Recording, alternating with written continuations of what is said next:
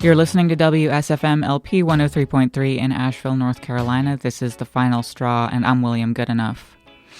The show will later be archived at thefinalstrawradio.noblogs.org, and you can email us with questions or suggestions at thefinalstrawradio@riseup.net. Also, if you are interested in rebroadcasting any episode or segment, you are free to do so. Just send us an email if you choose to do that. If you care to, you can send us letters at The Final Straw, care of Asheville FM, 864 Haywood Road, Asheville, North Carolina, 28806. The show is brought to you by Firestorm Books and Coffee. Located at 610 Haywood Road, Firestorm Books and Coffee is a worker-owned cooperative in Asheville, specializing in offbeat, underground, and independent literature. You can find a sample of Firestorm's catalog of books and zines, plus a full calendar of events at their website, firestorm.coop. This week we present two conversations. Firstly, I chatted with Erin McKelvey. Erin is a resident of the Blacksburg, VA area and is an affiliate of Blue Ridge Rapid Response Project, or BURP, and is helping to organize the Stop the Pipelines Action Camp in that area from July 13th to July 17th. More info at blueridgerapidresponse.wordpress.com. After that, I chatted with two residents of the squatted neighborhood of Errekaleor Bizirik in the Basque territory within the borders of so-called Spain. The residents talk about the history of Errekaleor. I think I got it that time. Errekaleor Bizirik, recent attacks by the police on the project, and prefiguring a post-capitalist lifeway in the rubble of the existent. Rubble is important. Links about this project can be found on our website. We also wanted to state that the folks from Errekaleor reached out to us for this interview, which was super awesome. If you have a project, a book, an article, a fight that seems like it'd be interesting to us and our listeners, send us an email at thefinalstrawradio@riseup.net to get the ball rolling. Find us on iTunes and subscribe for free. You can rate us there as well to help others find us more easily. The music that you're hearing under this intro is Gatam and Pastor's song about the Squat Project entitled Errekaleor Bizirik. But first, here is a brief announcement. The Arizona-based humanitarian aid group No More Deaths, or No Más Muertes in Spanish, has been under semi-constant surveillance by Border Patrol for the past week. This is unprecedented attention. Since its foundation in 2004, this group has had a written agreement, essentially amounting to a non-interference good faith contract with Border Patrol in Tucson, that names the group as a health aid and humanitarian group that has every right to be doing the work it's doing. No More Deaths is a group based on certain faith principles. It is an official ministry of the Unitarian Universalist Church in Tucson, and on some critical engagement with policy reform. Nevertheless, it is an organization that has a high degree of anarchist involvement and solidarity with what could be called anarchist principles. It is most famous for desert aid, volunteers hiking out and leaving supplies such as water, essential in the 100-plus degree heat, food, socks, blankets, other supplies, and directed first aid where needed along remote corridors in the Sonoran Desert. The group also engages with legal aid, abuse documentation, searching for missing or disappeared people, helping getting belongings back from Border Patrol, networking with other border solidarity groups in the area, and consciousness raising and education to subvert the extremely stale narrative that immigration has in the U.S.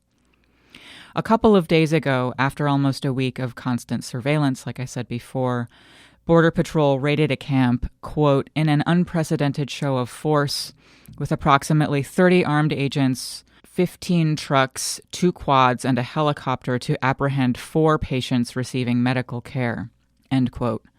We hope to talk with someone about this situation soon for the radio show. The fact that this raid is coming now is a clear sign of the administration's attitude toward this kind of work. For more information on this issue and to keep up with No More Deaths, you can go to their website, nomoredeaths.org, where the above quote was pulled from. Okay, kids, time for some words from anarchist prisoner Sean Swain.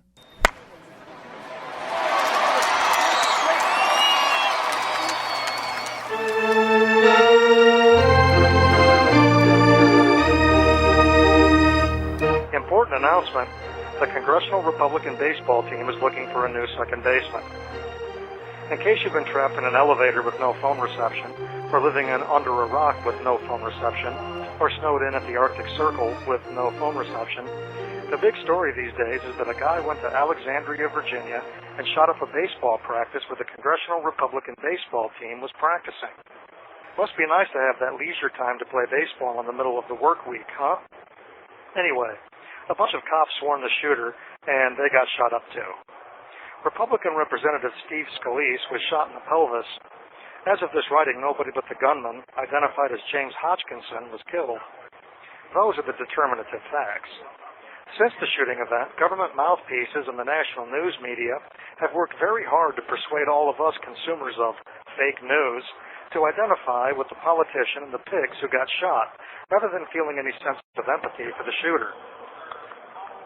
The level of information management and the deliberate spin has been unprecedented.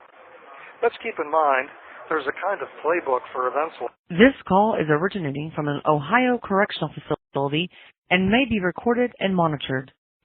whenever somebody, for whatever reason, abandons the futile wheel spinning of addressing their personal grievances to the very system sticking it to all of us, and whenever that somebody decides to instead make a public statement that cannot be ignored or dismissed through use of bullets or bombs, there is always a scramble to develop information that makes that shooter or bomber look like an unreasonable, irrational kook.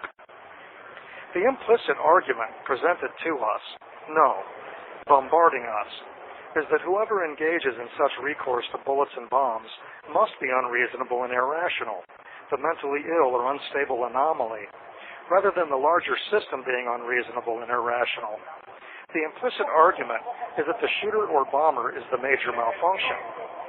The possibility is never so much as explored that maybe, just maybe, the shooter or bomber was driven to such an extreme and desperate act by combinations of apathy by government officials, by mind-numbing bureaucratic injustices and abuses, by larger economic and social and political forces that work over all of us to a lesser or greater degree.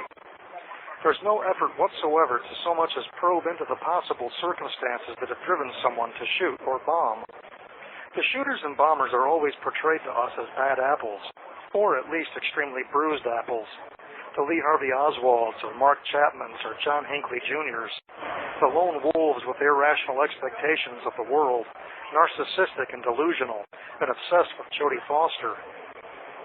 In this case, James Hodgkinson isn't making the work very easy. Hodgkinson was in his 60s and had led a generally law-abiding life. He had no criminal history to speak of. He wasn't a revolutionary Marxist or an Islamic fundamentalist screaming about jihad. He was a lifelong registered Democrat. This law-abiding Democrat, who spent 60-plus years doing what he was told, was recently rewarded for his obedience and compliance by losing his business. He went belly up. I don't know the circumstances surrounding that, and I imagine you don't either, because no one seems interested in portraying James Hodgkinson as a typical American who worked hard and got screwed, who finally had had enough with an unresponsive, corrupt, and abusive system. James Hodgkinson is posing quite a challenge to the larger program's efforts to convince all of us that average ordinary people like you and me are not reaching that critical threshold of intolerable frustration and abandoning all hope of peaceful resolution. James Hodgkinson is symptomatic not of a growing trend in political intolerance, whatever that means, or any other narrative we're being spoon-fed. He is symptomatic of a growing number of average ordinary people so fed up with the ish they're routinely forced to eat that they're now deciding to go out in a blaze of gunfire, shooting up the businesses that fired them, or the government agencies that neglected them, or the legislators whose decisions destroyed their lives. James Hodgkinson is not a single event, but is instead a signal that civilization has entered a new reality and will never be able to resume the old. A new normal where gunfire and explosions directed at the powerful and privileged will become a fact of life. And those engaged in the political violence aren't radicals or whack jobs, but collaterally damaged folks refusing to go quietly. Anyone looking to replace Representative Scalise at second base is advised to bring their own cleats, mitts, and bulletproof vests. This is anarchist prisoner Sean Swain from War and Corruption in Lebanon, Ohio. If you're listening, you are the resistance.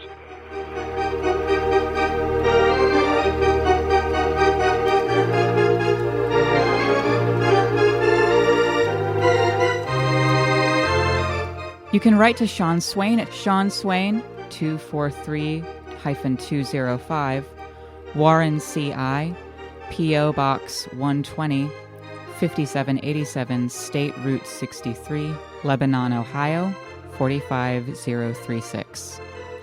Updates on his situation and more writings by Sean can be found at seanswain.org.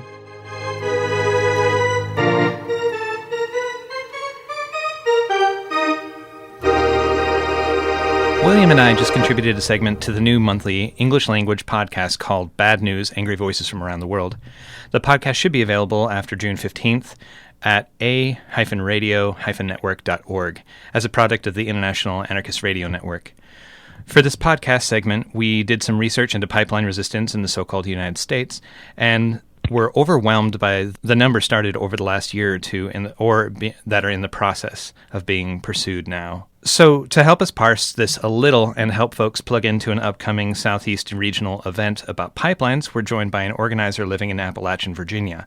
She's going to tell us about the upcoming Stop the Pipelines Action Camp in Blacksburg, VA. Thanks a lot for taking the time to chat. Oh, yeah. Thanks for giving the opportunity to talk about this bad news crap. Would you care to introduce yourself, and are there any affiliations you want to share? Sure. I'm Erin McKelvey. I am from Blacksburg, Virginia, or from the Roanoke River Valley outside of so-called Blacksburg. And I have been, kind of a lifelong tree hugger, and a few years ago made the intentional decision to move back to my hometown to try to really support the resistance here to a lot of the bad news that's coming down the pipe, both sort of ecological problems and, the other sort of rising fascism and whatever that we're facing. So I do that under a variety of hats, but mostly I'm just a hometown guy living out in the country, trying to make the most of the situation as it stands in this weird world we find ourselves in right now. I guess the affiliation that I have right now that's kind of the most noteworthy is this Blue Ridge Rapid Response Project that we're going to talk a little bit more about later. So like I said, that research painted an incomplete picture in my head about the network of pipelines crisscrossing the U.S., and especially this region, which is where we focused. Could you list off some of the pipelines ongoing around the east and southeastern U.S. and something about their trajectories?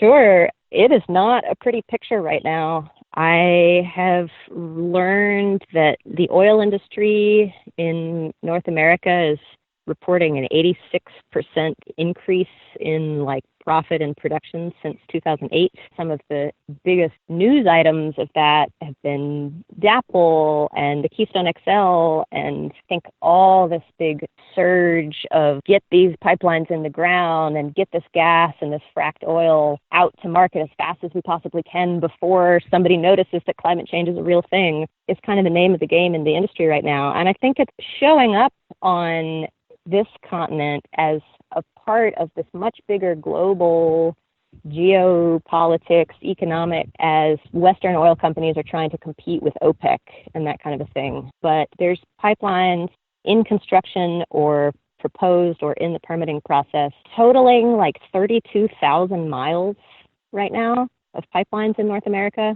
So in the east, that includes the Sabal Trail, which is trying to bring Gulf production down into Florida. Up in Pennsylvania, there are both the Atlantic Sunrise pipeline and the Penn East pipeline, and both of those, all three of those that I've mentioned so far, of course, are facing big resistance that's looking different kind of ways.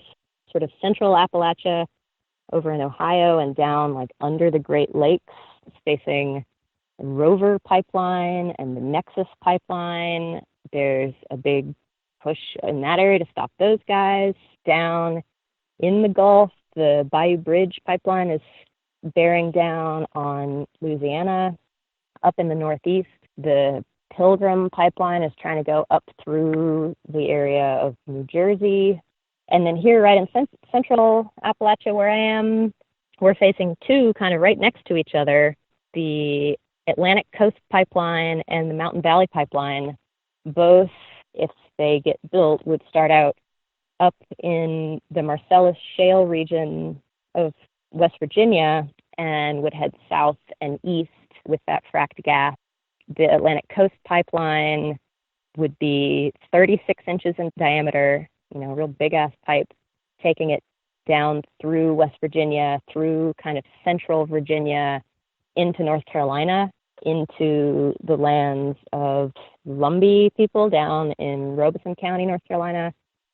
And then the Mountain Valley Pipeline is the one that's coming closest to me, where I personally live and where I grew up. It's planned to cross the North Fork of the Roanoke River about 4 miles upriver from my childhood home. It would start out in West Virginia and then cross into Virginia right where they're planning on drilling underneath the Appalachian Trail to bore through Peters Mountain in the Jefferson National Forest, and would cut down through the southwestern part of Virginia and then join up to an existing pipeline sort of near the city of Roanoke, close to the North Carolina border. So that's a lot. And, that's really probably only a taste of the dream of the greed heads in the oil and gas industry.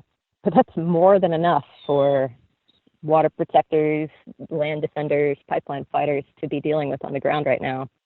And can you talk about what all's planned to happen at the action camp from July 13th to 17th? Like, what sort of skill sets will be fortified by this event? Well, this part of Virginia is a place where there are a lot of folks who care, like people anywhere, who care really dearly about their family land, their farms, their homes, and they didn't necessarily come into this fight because of this big zoomed out picture looking at capitalism and climate change and this greedy industry and land theft. There's a lot of folks who we are working with and who are going to be having the chance to get some deeper training at this camp, who are potentially really new to grassroots, anti-infrastructure organizing, and have been swept up into this fight because this is suddenly literally in their own backyards. And so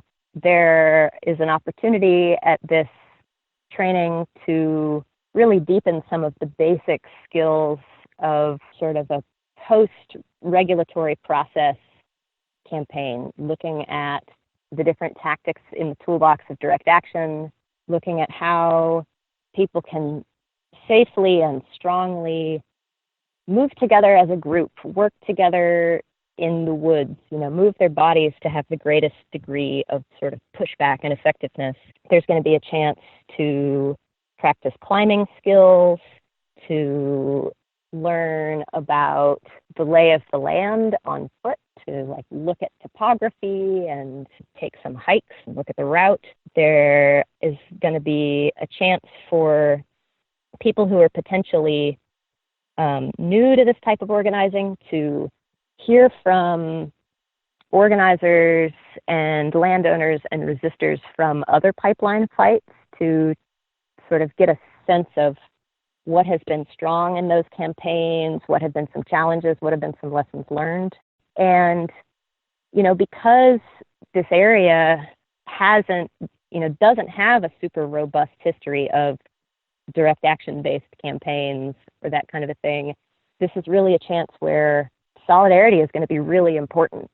Building connections with people from along the direct routes of these pipelines and from around the region and around the eastern part of Turtle Island, to figure out how to really harmonize the resistance in a way that folks in urban places can offer their support, folks outside of the direct path of this destruction can offer their support, both by coming and standing side by side physically with locals who are resisting in their homes, and looking at some of those zoomed out targets at the systems level. So, this whole mess is possible because FERC, the federal energy regulators, are a rubber stamping agency. And so all of these pipelines are being allowed to steal people's family land using eminent domain. And, one of the big fights at that level has been about the fact that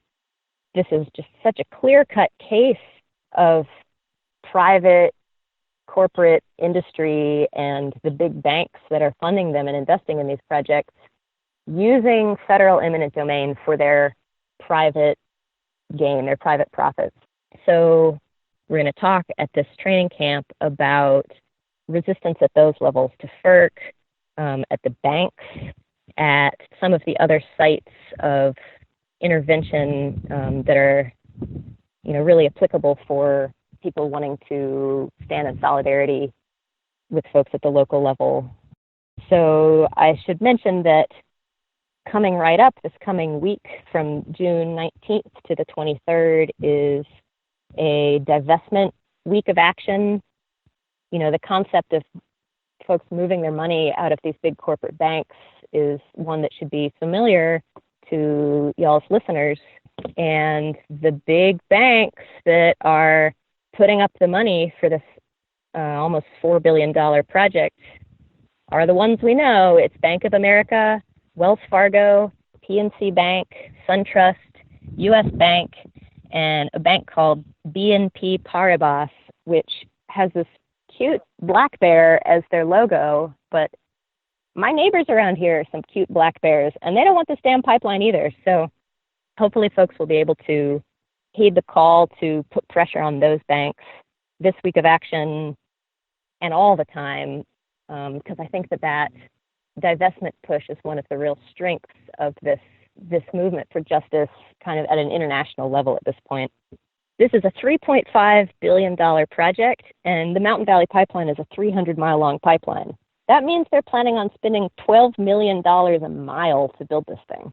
So I think that the money really matters. Like, I can hardly fathom that degree of dollars going into such a stupid thing. And I think the fact that communities and institutions and then folks down to the individual level are withdrawing their money from these corporate banks, investing it locally. It's a slow shift, but I think it's definitely part of the equation of pushing back against this ecocidal greed takeover.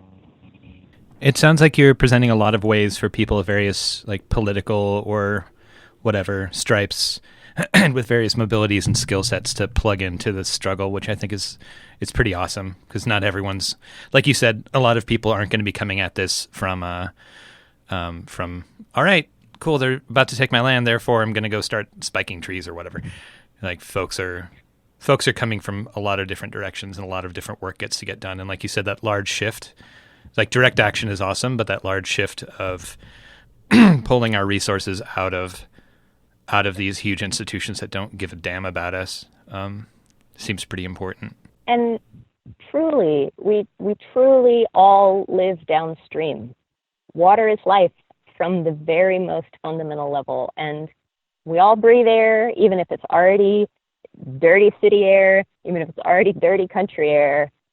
This is something that, as horrific as this infrastructure boom is, and as this kind of opportunistic push to try to squeeze oil from a stone in this last ditch kind of effort as the Arctic is melting, impacts everybody. And, folks are facing a lot of fights on a lot of fronts.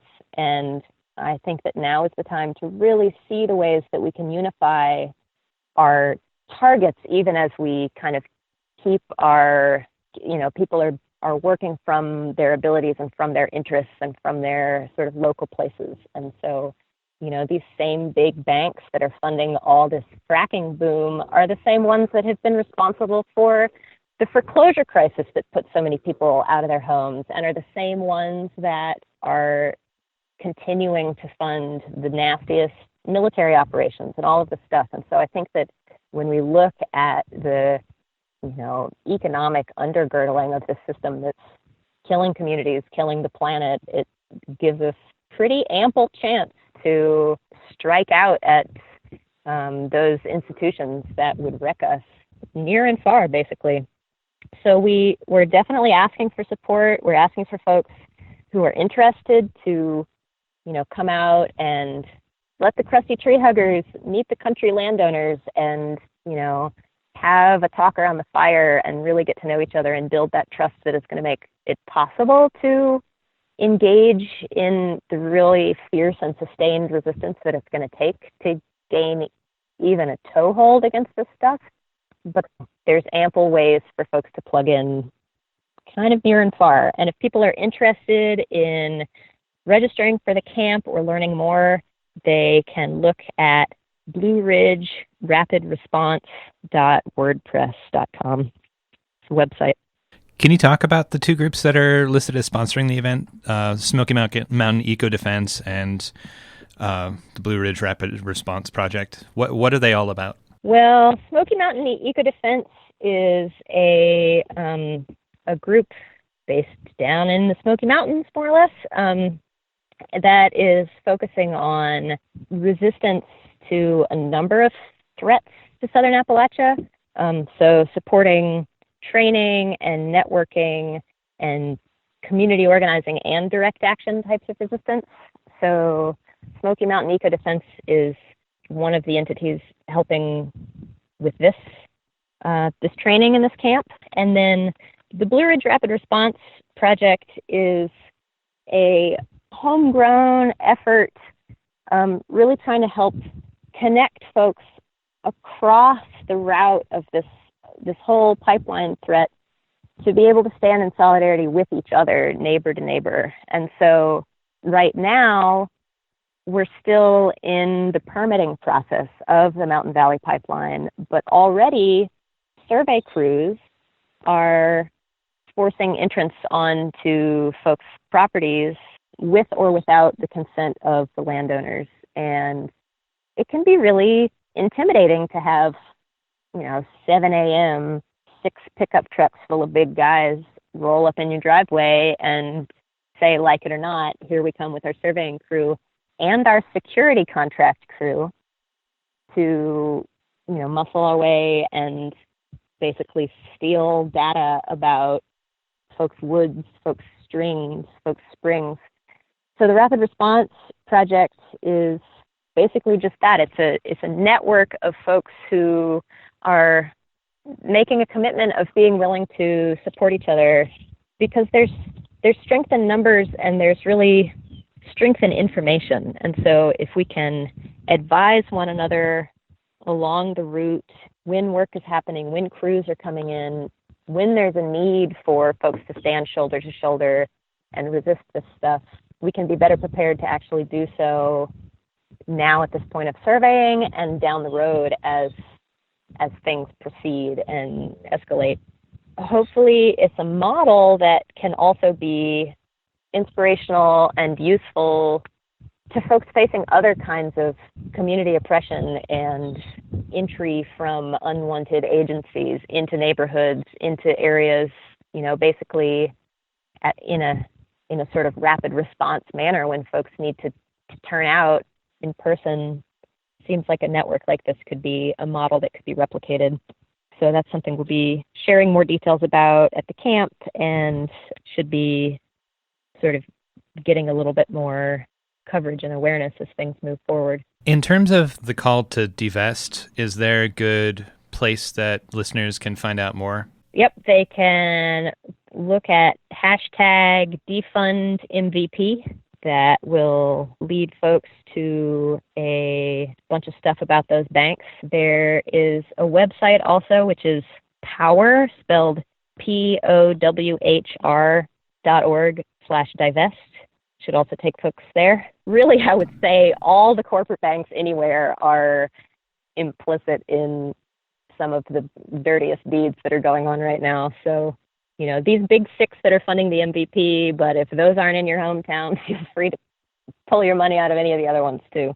One of the really interesting things that I think has come to attention lately that we're going to be dealing with in this pipeline fight, and I think folks are dealing with in some of the other ones right now, are these security firms that are sort of the muscle behind the trespass or behind the takings, both once eminent domain is approved, if that happens, and even now, like I was saying, when the federal level hasn't given the certificate yet that says that this project is, quote, in the public good, that will allow for that eventual theft of private land, basically, and yet already there are survey crews acting as if they've been given permission to do this, and they're already coming with the security crews. And so all these documents that have come out about tiger swan are really truly chilling, and I think it's a new space in this grassroots resistance of people who are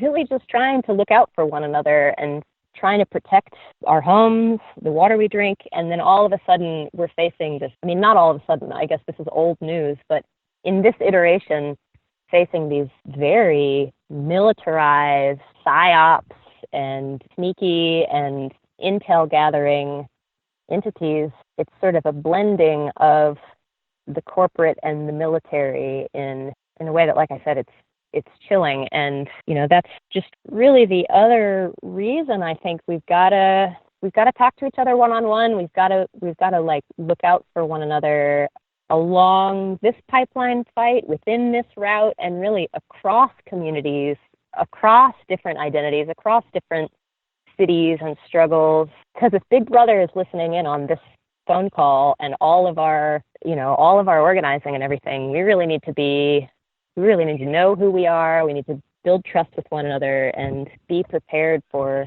the caliber of the struggle that it's really going to take.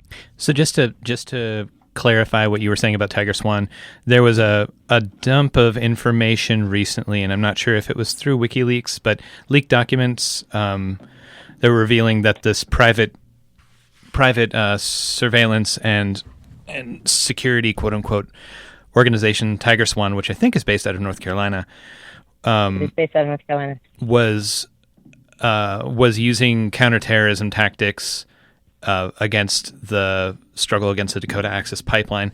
And there is a lot of overlap between the people that engage in, like, a lot of the people that are getting into it are former soldiers or are former police, or maybe doing it in their own private time while still existing within those institutions. But so they're bringing, like, knowledge of deadly force, and it's a mercenary army, basically, right?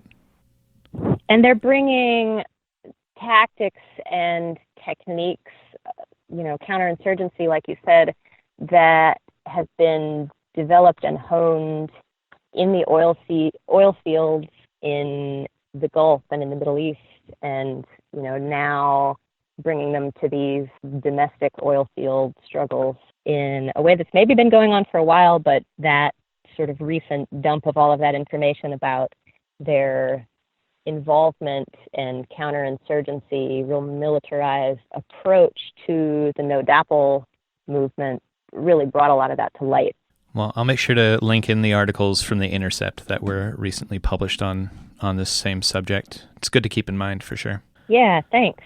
Yeah. The other sort of sneaky dealing that I just wanted to mention, along with this real scary kind of militarized contractor situation, is it's also recently come out that the oil industry and largely Republican lobby groups have a fake anti-pipeline resistor, like pro-pipeline, fake grassroots group called Your Energy, which is almost insulting to think that the true bottom-up, neighbor-to-neighbor grassroots resistance techniques that community struggles have relied on for so long, because those are the tools that work, those are the things that are available to us, that they're attempting to be co-opted by these fake grassroots groups like this one called Your Energy, which is trying to publicize and pro-pipeline,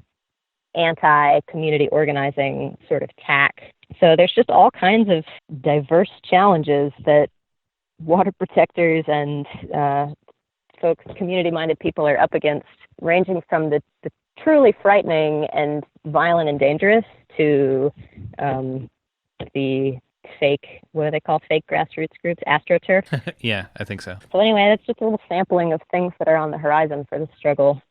And just to be clear, I don't know if if Tiger Swan themselves are involved in protecting workers along the MVP route, or if it's another security firm, but I just wanted to mention that Intercept article because it's like what the playing field looks like at this point. Yeah, and it's sort of when you draw that sort of thing in and make clear the connections of the tactics that have been used in, say, Nigeria or whatever by the military or by private security firms backing Western oil companies, it just sort of draws in all these strings and pulls together the image that actually they will screw us as, like, maybe not as fast or as hard as they'll screw indigenous people around the world, but this is just one point within the same wider picture. Yeah, as needed. As needed, they are showing themselves willing to count communities of all stripes as collateral in this oil boom, in this sort of desperate money-grubbing land and resource grab. I grew up here. I am doing this because this is the land that I love. This is the place that feels like home to me, but I'm also doing this as, a piece of pushing back against all of it. I'm doing it in sort of solidarity with indigenous communities, land-based people, rural and urban people all over the world who have been dealing with this for too long, because it's really part of this same big fight. It's part of the same big push that is bearing down in different ways on folks all over the planet, and it's just really unacceptable. Well, Erin, thank you so much for taking the time to chat and for making this conversation possible. And I hope that folks are able to attend, and I hope just that the resistance is on the rise. The resistance is on the rise. Let's keep it up all over the place. And now our conversation with members of Errekaleor Bizirik, the squatted neighborhood of 150 people in the Basque Territory of the Iberian Peninsula. So I'm speaking with people involved in the squatted neighborhood known as Errekaleor Bizirik. Thank you very much for taking the time to chat with me. Thank you. Yeah, thank you for having us. Yeah. We're excited. Firstly, can you talk about Errekaleor Bizirik? Sorry about the pronunciation. Can you talk about the project that you're involved with? Maybe give a better pronunciation than mine. What does the name mean, and how did the community form? What's it like? Well, actually, the name of the neighborhood is just Errekaleor, which in Basque names dry river. But Bizirik, Errekaleor Bizirik, all together, is the name of the project that started 3.5 years ago, which means Errekaleor, the neighborhood, it's alive. And it's a word, Bizirik, it's a word that we use commonly in squatted projects or other type of projects where the community or people or other collectives are involved, let's say. So it's like Right River is alive. That would be the translation, whatever. Yeah. Yeah, because the neighborhood itself was built in the 50s under the Franco dictatorship and for workers that were coming into the region. So the name Errekaleor comes from that. And so now the project of us who live there and squat, that name is Errekaleor Bizirik. And the community and the... Yeah. So why it passed from Errekaleor to the project Errekaleor Bizirik? This was, as my mate had said, it was a neighborhood built in the late 50s, where a lot of immigrants from the Spanish state, from the southern parts of the Spanish state, came to work in the industrial Basque country. But in the late 90s, it was a shift of the profile of the people that were living there. Let's say that they had more economically better international place. Migrants. Yeah, more. And so they moved, and once again, it is a peripheral neighborhood. So we had once again lower class people, workers living in there. For example, like gypsies or other immigrants. And in 2002 is when all the building and years started here in Spain. And so let's say this neighborhood was not in these plans and was not something that from the town, something that was regarded to keep with from the town hall. So they start moving, or the neighborhoods start. They started using eminent domain to force people out of their homes so they could redevelop it as part of the giant housing boom that happened here, just like everywhere else. So in 2012, when the neighborhood was mainly emptied, because it took 10 years to these people to actually start moving and emptying this neighborhood, because all the neighbors and people that were living there, they have always been really, I don't know. They didn't want to leave. Yeah, they didn't want to leave, and let's say that the attitude of the neighborhood has always been really militant. It has a lot of history regarding to the working class as well, so it was harder than they thought for the town hall to move all these people. But however, they use all the tools they had to do it. For example, cutting out of facilities, let's say buses or other transport things, or they were closing all the emptied houses. So it was starting to be kind of a insecure, let's say, neighborhood. People started coming to take the copper and the wiring, and they were doing anything they could to make it uncomfortable to live there. Yeah. So in this context, in 2012, 10 students get to know some of the neighbors, and they were actually wanting to move to occupy, to squat a place. So they get to know this project, and they talk with the neighbors. And when they actually start squatting the neighborhood in just one block, and it was just like 10 people, okay. Since the beginning, the project has been with the help and permission of anyone who still lives there. Yeah, and so I think we should also mention it's really big. It's 25 acres with 32 apartment buildings with 6 apartments each, and then a bunch of community buildings, because here, when they build a neighborhood, there has to be like a social center and a bar and all these other things. And so like it's literally an entire neighborhood. And yeah, so that gives us a lot of space for doing a lot of different types of projects. We have here it's called a Gasvice. So we took the social center. Mm-hmm. Yeah. A lot of them are made from old churches that have been squatted, which is pretty cool. Good acoustics. Very good acoustics. Yeah, and there's we have a 2-acre farm. We have actually no, it's more than 2 acres. 25. We're total 25. We have a really big farm. We have a bar. We had a bakery that was really cool, but now that we don't have electricity, it's really hard to cook things in an oven. We have a theater. We have a free shop, a recording studio. We have a publishing space where we produce leaflets and have edited some books. So we have a whole ton of space to work with, which is really, really interesting. Yeah, from these past 3.5 years, what we have done is actually to squat different buildings, but not just the buildings. So let's say it's not just a living project, but it's a project of giving life to different spaces that were abandoned, let's say, because all these common places were actually closed. So we have reconstructed, rebuilt some things, make them proper or adapt them to our needs, and mainly all the spaces, the places that were before the day we arrived there, were actually built by the former neighbors. So it was a neighborhood that had already been built by the people that were living there. So what we took is once this space was emptied, we went there and we just keep doing what people was doing already. DIY renovation. Yeah. But for the purpose of the residents and outside of the direct context of capitalism, yeah. Yeah, that is. Autonomy. That's cool.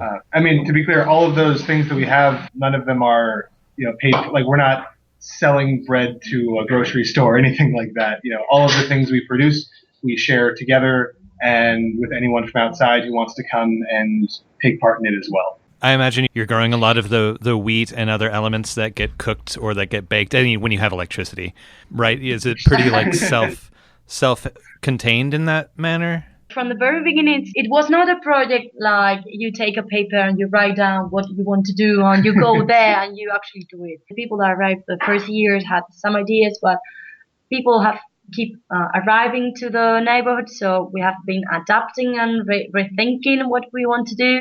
And regarding to energy sovereignty or the lifestyle we actually want to do happens the same. There are some different people with different levels of concern. And nowadays, I'll say that because of the situation that the town hall has created, there are some positive things. For example, we are doing more communal life.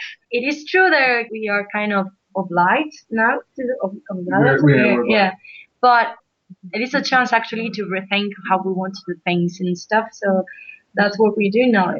Part of it is that the electric company used to be a public institution, and now it's a private company, as has happened in a lot of places. Yeah. So for a few years, as we were growing and putting in all this infrastructure, we were basically expropriating electricity from a private company, which we were okay with. We always had long-term plans of becoming energy independent. Yeah, now actually, in order to have another model of consumption, of consuming energy. But we are changing our ways. Right now, we are trying to find the ways to be to not consume so much energy. That is, not to continue with the same model that you have in the capitalism.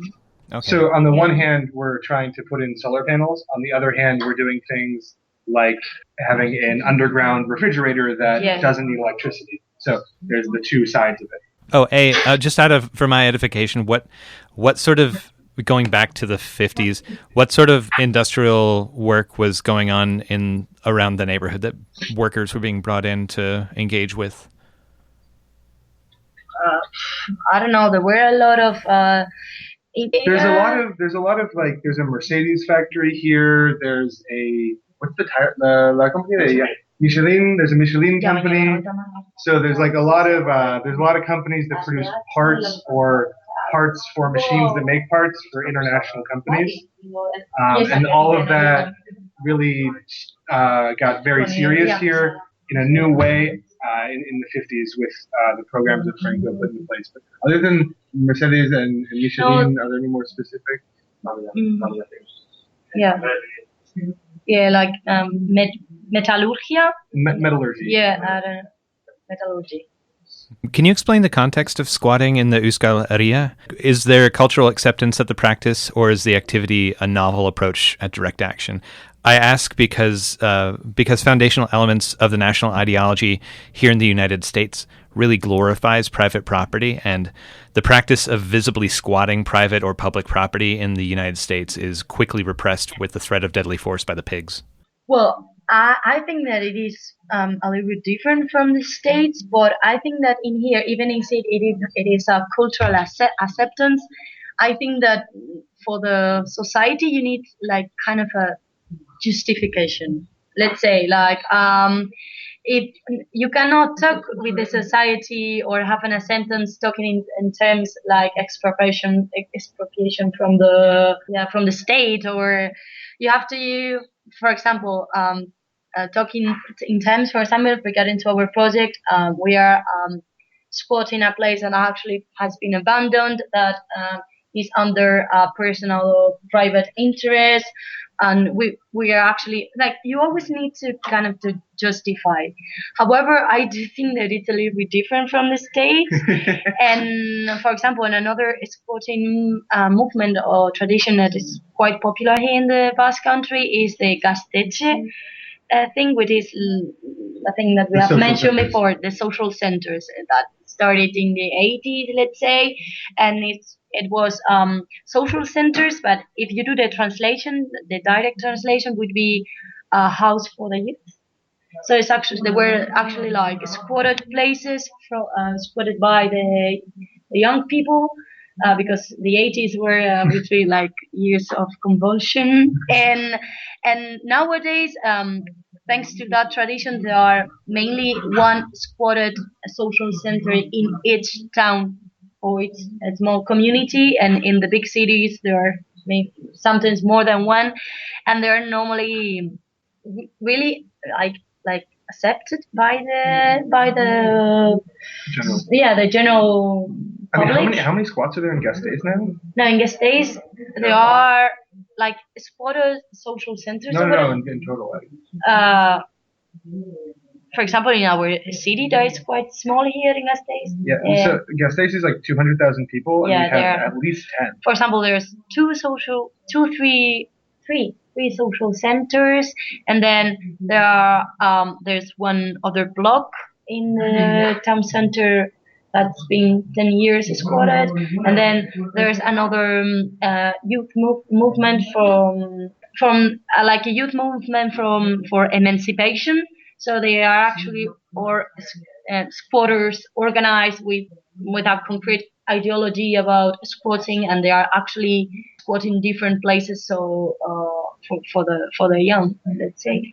I also think that one of the main differences I found between the context of Turtle Island and here, even Europe in general, but especially here, is that in the United States there's a constant reinvention of the wheel in a sense. Every 10 years there's like a new focus. Here there's been a struggle going on against outside oppressors for literally thousands of years, and it's been very serious in the last 100 years. And so in a lot of ways, I think that many people see squatting, especially when it's a political project like ours, as sort of an evolution in a way of sort of this ongoing struggle that's been in existence for a long time. That's been my perspective a little bit. I don't know if you would agree with that. Yeah, I don't know if you want to ask us any other question regarding to this, because it's kind of messy. Our answers are kind of messy. I don't know. That's okay. I mean, that's how brains think, and this is a collaborative conversation. So, so I would say that there is an acceptance, but for the general public, you always need that justification. Like if you talk in raw terms, people would go like, I don't like that, But if you justify yourself, or if you talk to your different publics, it would work. But I feel like if you started the dialogue with "we want to destroy private property," it wouldn't go anywhere, just like in the United States. But there's a lot more acceptance of if you're doing something for the community, then it's okay. Yeah, that makes a lot of sense. And as well, all those normally talking about the squatter social centers, or what we call gasteches, they are usually an open space. Well, in each town it's different. No, it's Gasteiz has his own or her own history, let's say, and it's different. But normally they are open spaces where different collectives can actually do their things, their meetings, their projects. So that's actually another good thing, right? Because they are. More like a matching point for. They're like a meeting point for all of the militant groups. Yeah. And I think that all the people who want to do squatting tourism should come to the Basque Country. I don't know. I think that answer the question? Yeah. No, I think as kind of a side note, it's interesting that they're called youth houses. Like I know that in the late 90s, there had been in. I want to say in Amsterdam there had been a squat that was around for a couple of decades as a part of the militant autonomous movement in the 70s and 80s, and that was finally evicted with a huge fight with the police. But that was called the youth house or young house, I think, in Dutch. Yeah, I've read about them. Yeah, because in the Spanish state normally they talk about social centers rather than young houses or whatever. No. What were you going to say? I was going to ask how many folks currently, like you said that, so your project started with 10 people. How many folks live there now? How many people? 150. About 150. Yeah. Oh, like one per apartment, basically.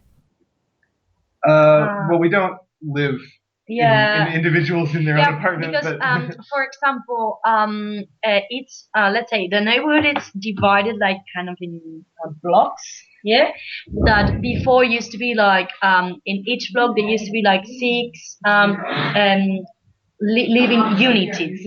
Apartments. Yeah, apartments separate boxes, right?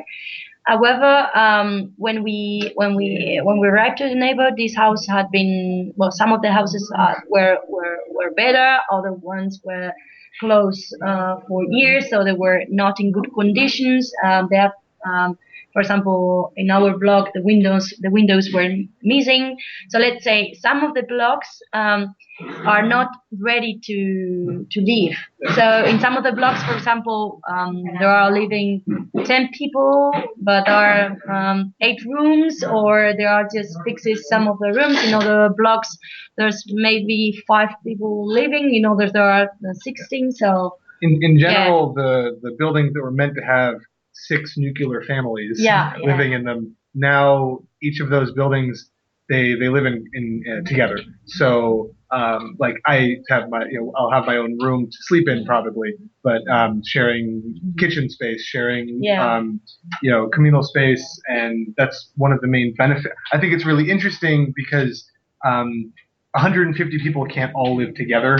Oh no, not just in one year. Yeah, no. Yeah. So what I mean is that, you have like you have these sort of nodes of between 5 and 15 people. Yeah. And then the greater community at large, which also shares spaces. So it's been an interesting experiment how to sort of make what was meant to be a nuclear family physical infrastructure into a communal infrastructure that works for us. Yeah. I imagine there's a lot of walls being taken down in between apartments and things like that. Yeah, of course. Yep. Yeah. There's a lot of rubble. Yeah. I think that, and not to belabor the point too much, but I think that that's like a really interesting part of projects like this is the reconfiguration of how people share resources and share space. And like we are building from the rubble or the existent, society. So how do you reconfigure and take it out of the capitalist, like neoliberal mindset of each individual is one consumer, is one citizen, but build these like new families sort of?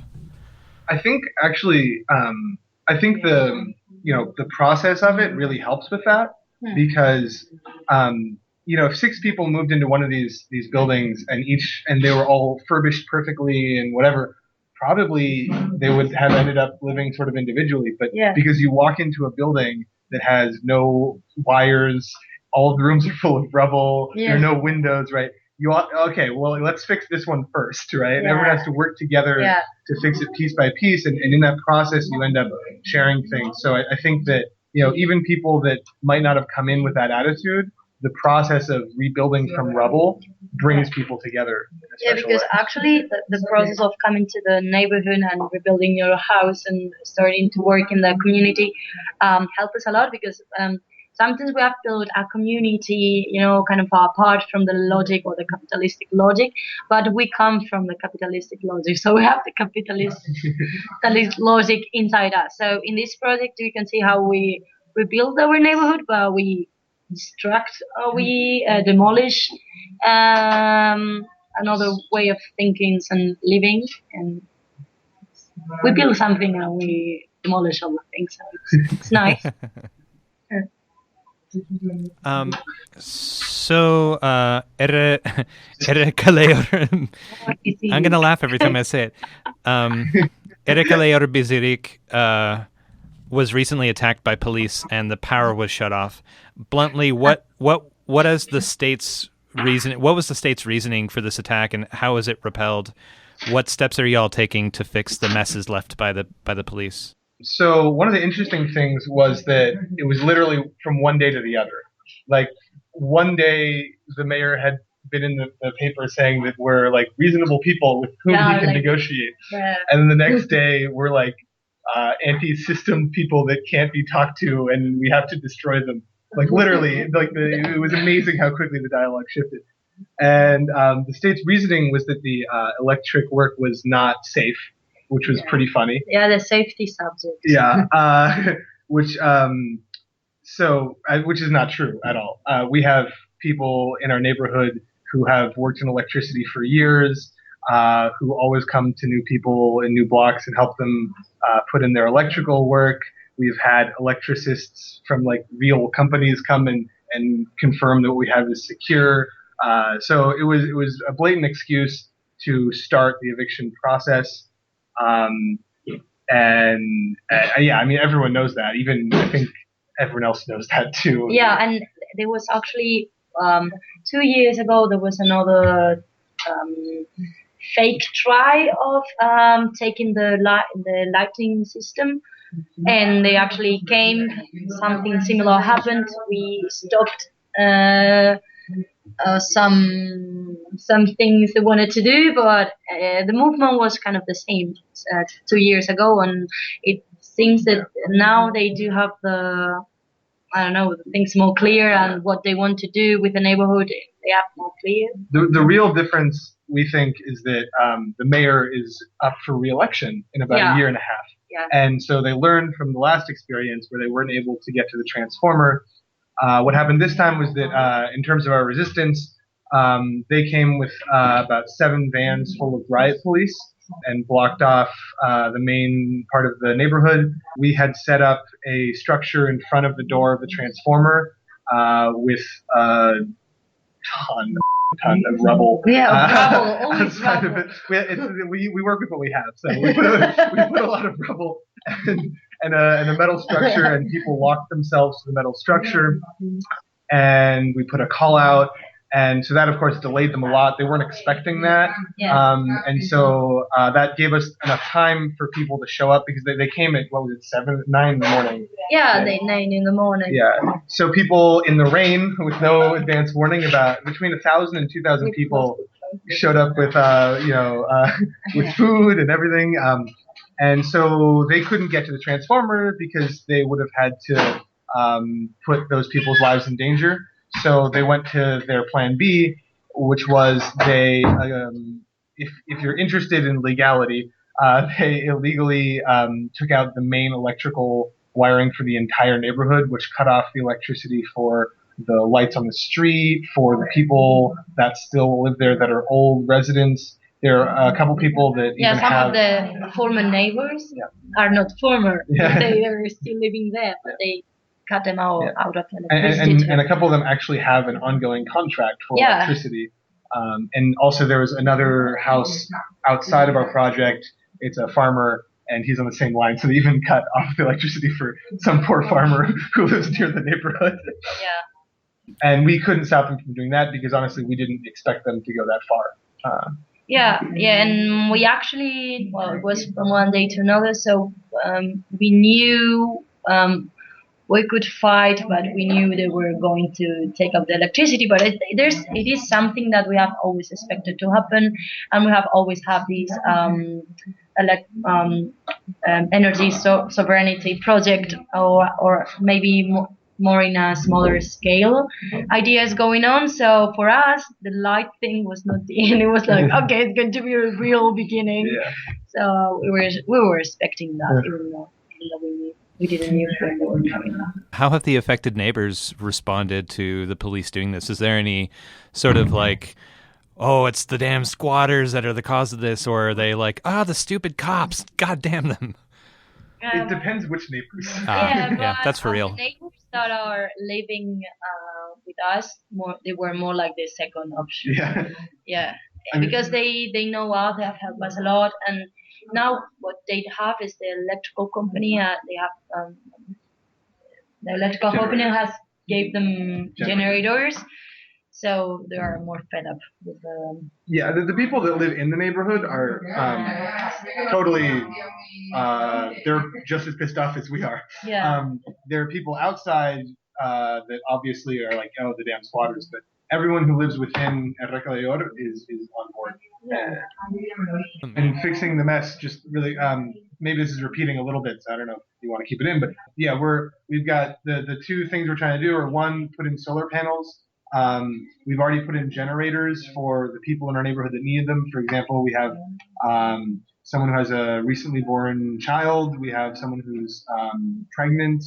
We have some people who are elderly and have a very difficult time leaving the house. So we found generators and put those in those homes. And at the same time, we're doing a lot of things like the underground refrigerator. We're building some bicycle machines to be able to generate electricity in each block, so I can get some exercise in the morning and have light in the evening. But overall, what it's really meant is that we've had to sort of start working together in everything all day. So we've been cooking our meals together. We've been, here it's called recycling.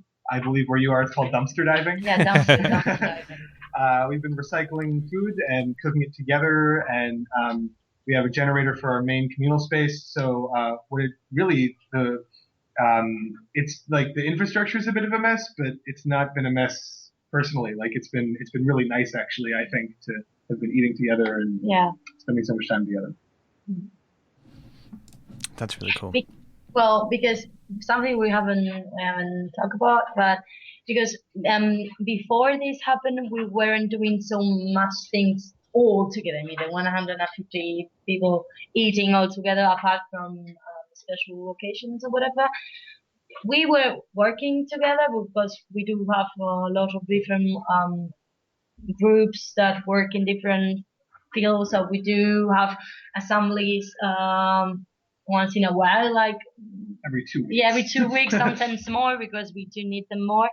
So we do have working groups to work in different fields. We think we're necessary, like for example the garden, the farm, or the group for the women, or we do have the infrastructure group that take all the works regarding to infrastructure or electricity or whatever.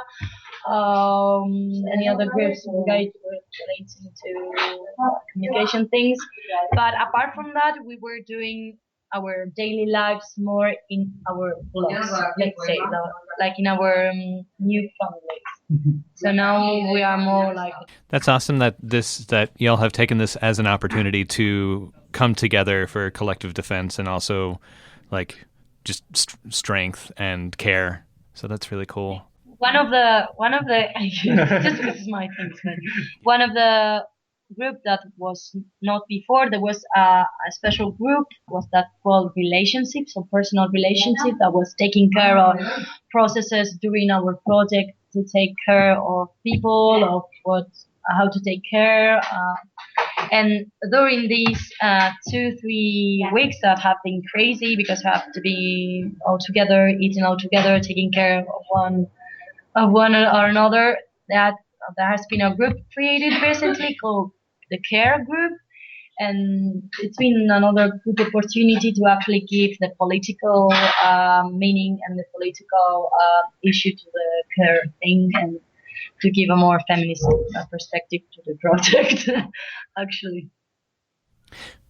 So that's. I mean, what exactly does that look like? Is that like presentations about ways of offering support to each other? Is it interventions around unhealthy relationships that involve violence, or is it talking about? Yeah, is it more of an intervention group or more of a discussion group? Or normally it's not an intervention group. It is created more as a group to actually have. More like I don't know. Like, I think it would mean intervention in this context. Yeah. I mean, because for example, for example, if issues would come up and this group would think of the best way to solve them, and then we would have in Basque formakunzas, which doesn't translate well to English, but it's like trainings, workshops, sort of. So if there would be workshops either with the entire neighborhood on large themes or in smaller groups if necessary for more personal issues. Yeah, like to prevent. Yeah, more preventative than anything. But yeah, now I think just because everyone is spending so much more time together and everything has been so much more intense, people have really gotten behind that and really have seen why it's so necessary. And because we do want to do the things different, as we have said before, we come from the outside system. We come from the capitalist system and the heteropatriarchal system. So regarding to matters of taking care, cooking, cleaning, stuff like that, I would say that our neighborhood, if we don't do nothing, would be sexist neighborhood. So when I say that there's a group taking care of the cares, is that a group that has a gender perspective, a feminist perspective, that is working on that. Yeah, while we manage with the situation or whatever. Yeah. I was just saying that it's awesome that the approach is coming from a feminist perspective because the concept of care or reproductive labor under capitalism or any of the things that aren't valorized as paid things, all the things about feelings, things about healing are all considered gendered, and I've seen that style of thing just reproduced where it falls on people who are assigned female to be the caregivers. So it seems like Yeah. a good feminist approach would not only hopefully like take some of the social pressure off of female assigned people to provide that sort of thing, but also allow for male assigned people to take initiative and step towards that too, which is like a healing thing also. Yeah, I mean, just to give a sort of concrete example, I'm in the care group, in the sense of the food and all those things, and the group is actually pretty well distributed with men and women, but it was really clear who was cooking and cleaning and who wasn't, because everyone was having to put their name up for organizational reasons. And so we as a group came to the assembly after about a week and a half and said, hey, look, like this is a concrete example of how this is working and this is not okay. And, men need to help out with the cleaning and with the cooking. And at the same time, not only could you see that clearly written down, but the men understood they were working on all these things and they understood the value of having that communal food being there and having that space be clean all the time. Yeah, the thing that is doing this work because it is as important as fixing the electrical things or I don't know. I'd say it's more important. It's more important. I fucking electricity. Yeah, that's it. I love the electricity. Actually, given the political meaning that it has, I don't know. Yeah, important.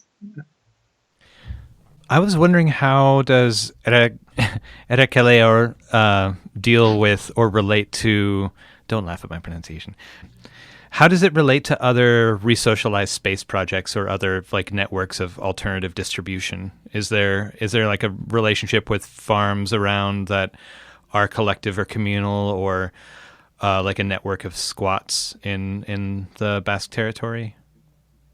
Yeah, I would say that the relationship is quite big. I don't know. The Basque Country is not a really big territory, let's say, and we are 150 people, but we all come from different backgrounds. I mean, like before here, we have from different fights or struggles. So from the very beginning in Errekaleor Bizirik, the importance of the bridges that we have built with other projects, like support projects or more direct relationships, like work we have done together, has been really important. I don't know. So I would say that it's something that's really present in our project and something that has been seen in the demonstration, the past demonstration. And I mean, like a lot of squad places here, we are a sort of central space for movements all over the area. We actually we had, for example, a meeting of it was like the Basque squats, like the Basquetes, there was like a meeting of all of the squatters of the entire region, and we had that meeting in our neighborhood. So there's a whole lot of there's a real network in the region, and we're definitely a part of it. Yeah, you had. And because, I don't know, it is not an isolated project. It's always operating in contact with different struggles in the Basque Country. It's not. We're not. The aim is not to become a perfect insult or a perfect community outside the rest of the world, because we are here and we want to actually keep on with the other struggles outside the neighborhood, let's say. So right after the police attack, y'all had a big party on Saturday, the 3rd of June. How did that go? I think it went great. When the police came, we started thinking of what was going to be our answer, and we decided the answer is going to be keep going, keep living the same way, but we actually need to show all the popular support that we have or we have built during these past years. So we start contacting different projects, different struggles, and also people that we have met or we have worked with or we knew before to come to the demonstration. and the I don't know, the way we call these demonstration was that Errekaleor is not just a project. Our project is a project in the Basque Country, a supporting project, really, it's really important for the social movement. And I mean, as any other project, like what we say in feminism, no? When you touch one, you touch all of us. So it was kind of in this logic. So what we say was the people is alive, or us, the people are alive, and we call all different collectives to come with their own reivindication or their own slogans. And so it was a quite interesting demonstration, because here in the Basque Country, let's say that they are normally not in this way. So it was really diverse. In a city of 200,000 people, 10,000 people showed up for our march. I was sort of blown away. In a really personal way. Yeah, there were like 11 columns. I'm not sure if that's what would be in English, but like 11 large other groups came in and had their own column within our march. And I mean, it was for us, it was really, really, really great to see that. We've been working really hard for 2 weeks to death, and to have that many people come and show their support was really meaningful for us. And so we went through downtown. Some people found a tractor, and the tractor got in front of the march. Found a tractor. I like that. There's a song made by a local rapper called Errekaleor Bizirik that was like playing during the march, and everyone went to the neighborhood where we had a concert, and it was great. Yeah, and ending speech and some stuff we had prepared, and it was a good chance because a lot of people that actually came to the demonstration had not been physically before in the neighborhood, so it was a good chance to actually get them to know the neighborhood, the project, the stuff we were doing. So it was something special. So it seems like it's really important for defense and also for spreading ideas like this and experimentation and cross-pollination for people outside of your area and outside of the project to know about it and get involved. And one of you had suggested before that all of the riot tourists come through and spend a little time with the project. How can people outside of your region engage with the squatted neighborhood? And are you looking for more visitors?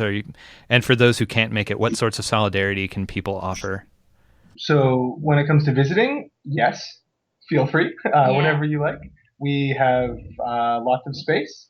So you can either send an email to look up Errekaleor Bizirik. We have a webpage, we have a Facebook, we have all those things. And if you have any special needs, feel free to contact them, and we'll do our best. If not, you can also just show up, and that'll be cool too.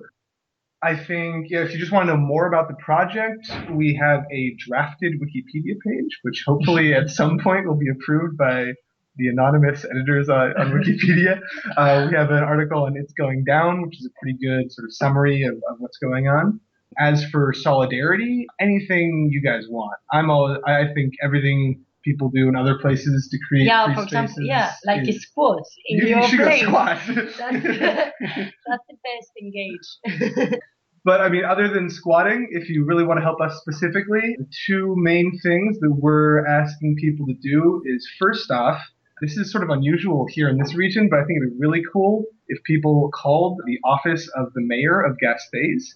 The number, I can give it to you later too, but the number is +34 945 161382. So feel free to call Gorka Orturan and tell him how much you like Errekaleor and how upset you are by what's going on. They don't do phone calls here a lot, so I think they would totally flip out, and I think that'd be hysterical.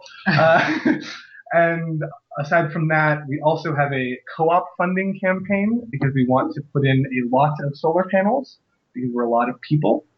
It's got about a month more to go, and there's a link to that in the It's Going Down page. So yeah, if you find yourself with extra money by chance, feel free.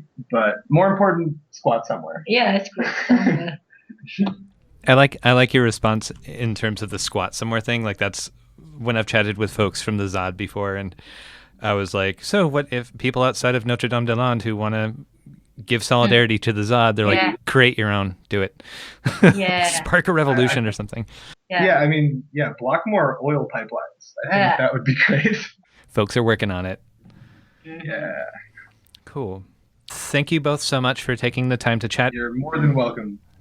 You're listening to WSFM LP 103.3 in Asheville, North Carolina. This is The Final Straw, and I'm William Goodenough. The show will later be archived at thefinalstrawradio.noblogs.org, and you can email us with questions or suggestions at thefinalstrawradio@riseup.net. Also, if you are interested in rebroadcasting any episode or segment, you are free to do so. Just send us an email if you choose to do that. If you care to, you can send us letters at The Final Straw, care of Asheville FM, 864 Haywood Road, Asheville, North Carolina, 28806. The show is brought to you by Firestorm Books and Coffee. Located at 610 Haywood Road, Firestorm Books and Coffee is a worker-owned cooperative in Asheville, specializing in offbeat, underground, and independent literature. You can find a sample of Firestorm's catalog of books and zines, plus a full calendar of events at their website, firestorm.coop. We're going to close out the show with Black Snakes, a remix of A Tribe Called Red and Prolific the Rapper about the struggle against pipelines. Have a great week, y'all. Some things they can't be sold, some things can't be replaced. She is your mother, the fresh water is her veins.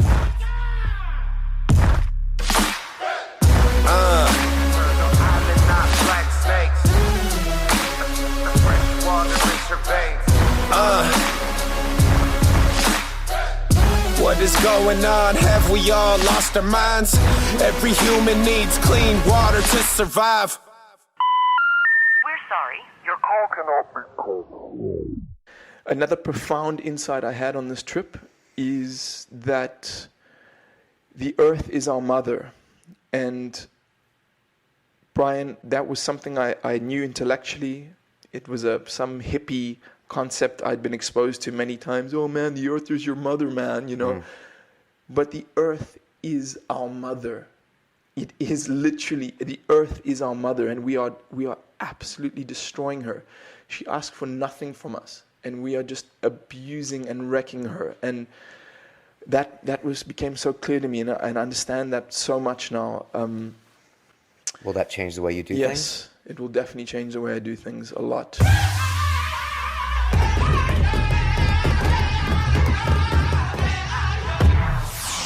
Love is the strongest, this path is the hardest. But if we were strong enough to do it, we wouldn't see it. Our prayers would not be needed, this movement's very needed. Indigenous wisdom unheeded and sacred things depleted. I'm Mexicano, Malacota, and I'm white too. I'm mixed with everyone, so part of me's just like you. Every group of human beings shares the same stars. And if the earth is not your mother, are you from Mars?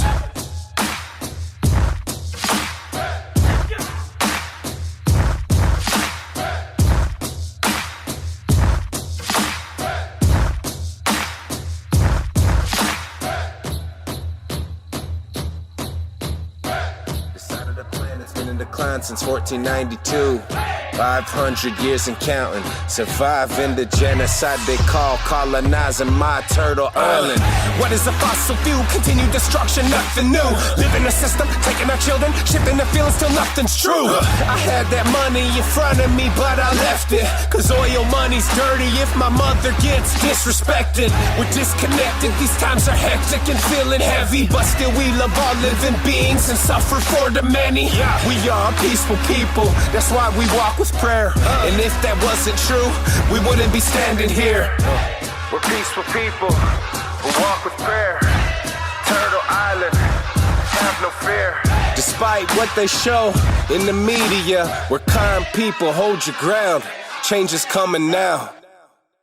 And I don't have to compete with anyone anymore because a rising tide raises all ships, right? I mean, it's not about me, it's about everybody.